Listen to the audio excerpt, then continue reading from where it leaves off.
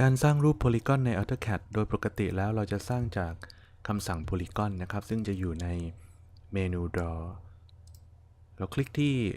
ลูกศรชี้ลงด้านข้างสี่เหลี่ยมตรงนี้จะพบกับคำสั่งโพลีกอนซึ่งคำสั่งโพลีกอนนี้สามารถสร้างได้จากการกำหนดจุดศูนย์กลางและกำหนดระยะจากจุดศูนย์กลางไปยังมุมนะฮะหรือว่า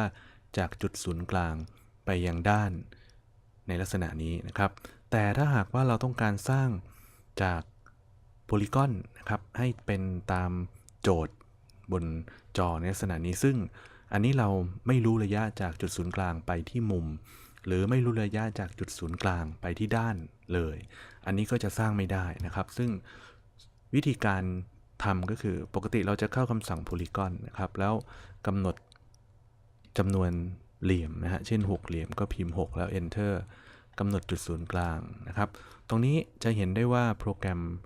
จะให้เลือกวิธีการในการสร้างว่าจะสร้างโดยการใช้วิธีแรกนะครับก็คือ inscribe ตัวนี้นะครับ inscribe ตัวนี้เนี่ยก็จะใช้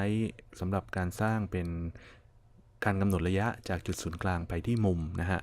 หรือว่าใช้เป็น circumscribe ตัวนี้ก็จะเป็นการกำหนดระยะจากจุดศูนย์กลางไปที่ด้านใดด้านหนึ่งนะครับแต่โจทย์ที่ได้มาในลักษณะนี้คือไม่มีระยะทั้ง2ระยะนั้นเพื่อที่จะสร้างได้เลยดังนั้นก็จะต้องใช้อีกวิธีหนึ่งนะครับวิธีการก็คือว่าเมื่อเข้าคำสั่ง Polygon แล้วเนี่ยนะครับหลังจากกำหนดด้านลงไปแล้วนะครับ Enter กำหนดจุดศูนย์กลางนะครับตรงนี้เราไม่ต้องกำหนดนะครับให้คลิกขวาแล้วเลือกไปที่ Edge Edge จะเป็นการเข้าสู่เมนูย่อยในการสร้างโพลีกอนโดยการกำหนดระยะของด้านแต่ละด้านนั่นเองก็จะตรงตามโจทย์นี้เช่นเมื่อคลิกที่ Edge นะครับก็กำหนดด้านใดด้านหนึ่งครับว่าระยะทางเท่าไหร่เช่นกำหนดจุดที่1ตรงนี้แล้วเลื่อนเมาส์ออกไปนะครับจะเลื่อนไปด้านไหนก็ได้เลื่อนออกไปให้โพล่าเป็นตัวล็อกนะครับแล้วก็กำหนดระยะว่าจากจุดที่1ที่คลิกลงไปนั้นจะมีระยะทางเท่าไหร่ก็ให้พิมพ์ระยะลงไปได้เลยแล้ว Enter นะครับเพียงเท่านี้เราก็จะได้ระยะ